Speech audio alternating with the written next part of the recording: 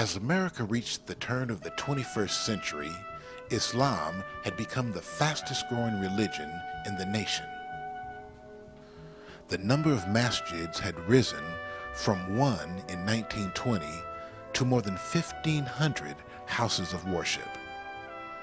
In a span of just 80 years, the Muslim population, once numbered in the hundreds, had grown to an astonishing 7 million.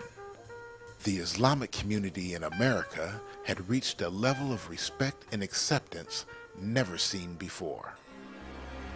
However, on the morning of September 11th, 2001, all of this was about to change.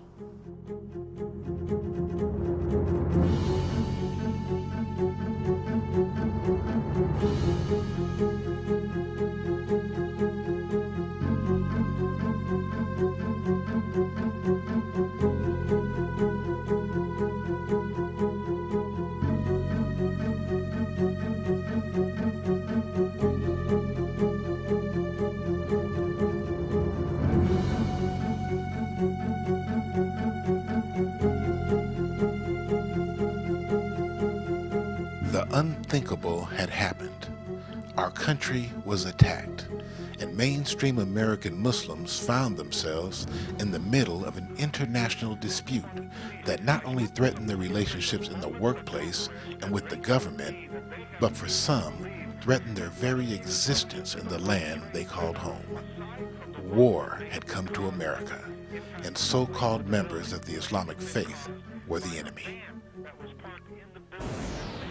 We must be very clear about what we have contributed to this situation, and we must be very clear about what prejudice, misunderstanding, and the political agenda of others has contributed to this situation. Getting clear and staying clear about this is critical to the very future and the integrity of the Muslim community in America.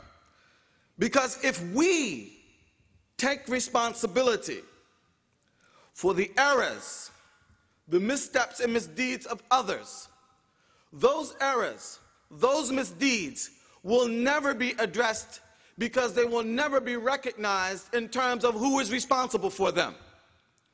The same, however, works in reverse. If we blame others for things that we ourselves are responsible for, then those things will never be addressed because only we have the agency to change those things for which we are responsible. The American Muslim community were looked at as potential traitors and terrorists following the September 11th events. They faced the need to defend and explain the Quran to non-Muslims. Even more important, they had to convince the government and law enforcement agencies that Islam was not a threat to America. Muslim News Magazine sent its crews to investigate the effort to strengthen the relationship between Muslims and law enforcement agencies. Here is our report.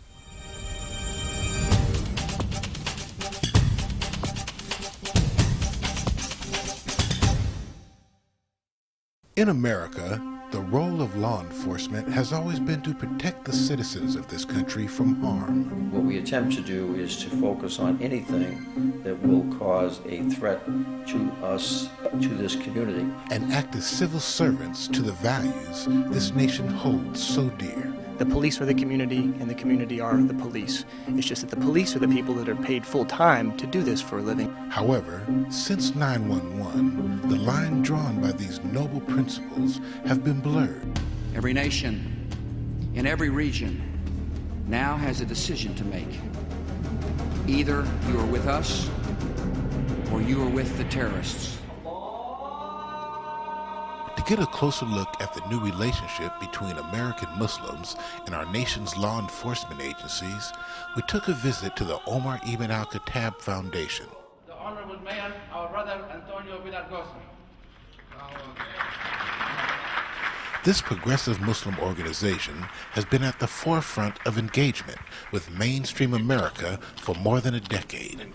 Their efforts in working with local and government law enforcement has become a national model for other communities. Assalamu alaikum, everyone. Welcome to our fourth Muslim Forum. Thank you for your participation. I think this is the largest group that we've had here, and it's just fantastic to have this continue to evolve. And between our last Muslim Forum and this Muslim Forum, there are many things, many significant things have been accomplished. Ever since 9/11, you all know, there was two things that really happened to local law enforcement. The first thing was that we were expected to protect our communities. Our citizens, our leaders, even us as law enforcement experts said, what can we do to protect our cities and our citizens from harm? There are two extremes. There's the extreme rhetoric using religion to support political violence.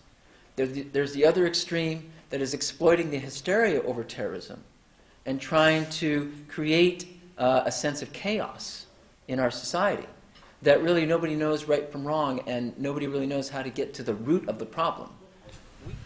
During our visit, we discovered that getting to know one another was the first step towards building this new relationship.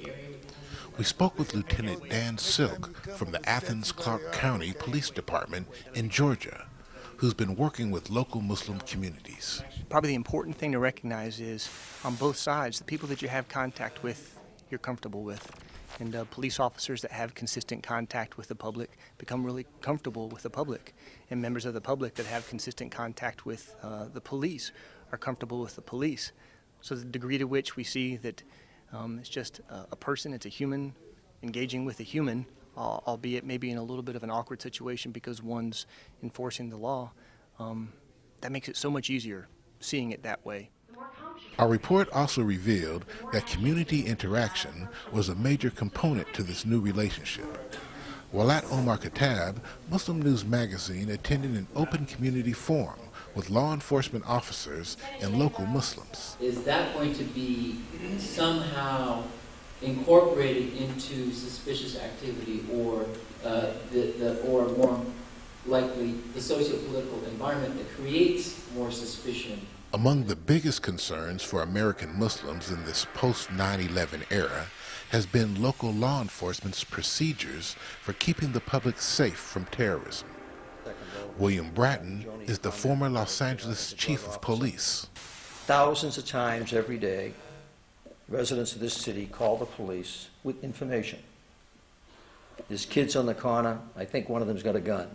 There's kids on the corner, I think they're dealing drugs. There's two people sitting in the car in front of my house, I don't know what they're doing. It's information. We, the police, respond and we investigate based on that information.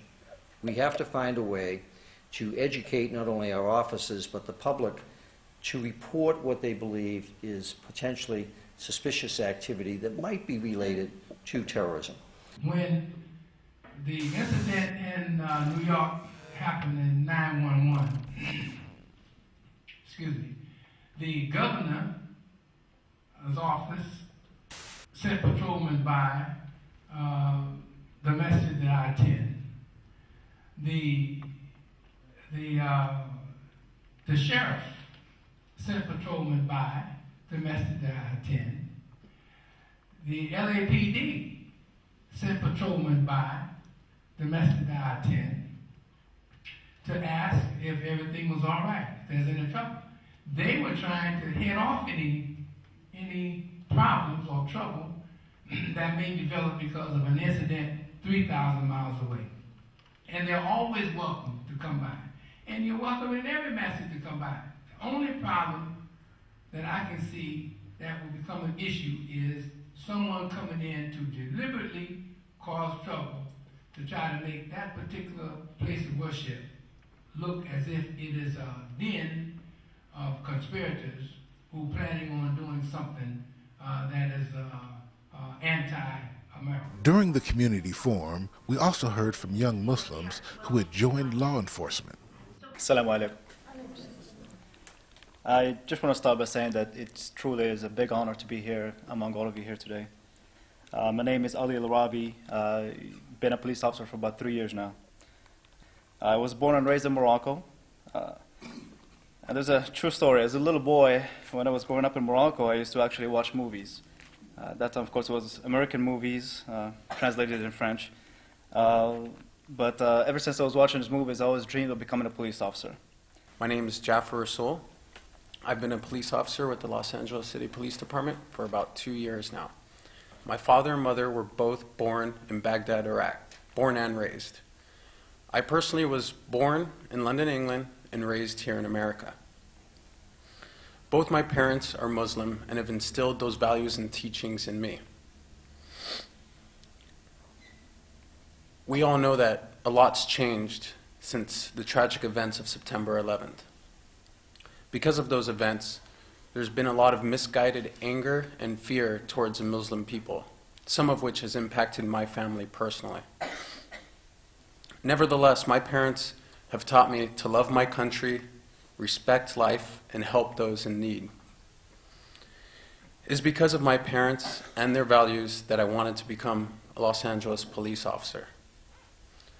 I wanted a career that would allow me to protect those who may fall victim of violent crime, help those in need, and make both my city and my country a better and safer place. During our report, we also discovered how serious members of the Muslim community were regarding racial profiling, civil rights, and finding their place as Americans. We want to demonstrate in the halls of power and demand that the rights of all people be served, and demand that our political leaders meet with their constituents, not affording them a privilege, but fulfilling a responsibility to the American public. We are Americans, and this is a responsibility and a privilege. We have to make America the best, not by conformity, but by being constructive and critical, and try to, as Quran say, enjoin what is right and try to oppose what is wrong. Circumstances change, and it's important for us to acknowledge these changes and work within our faith to do the best for ourselves, for our community, and to be true to our faith. As American Muslims, it's important for us to take a strong stance, but we need to understand the challenges that we are facing. Many entities that unfortunately hate Islam and Muslims would prefer that Islam changes to their liking. And it's important for us to understand that and protect it, but by allowing ourselves to be more true to our faith.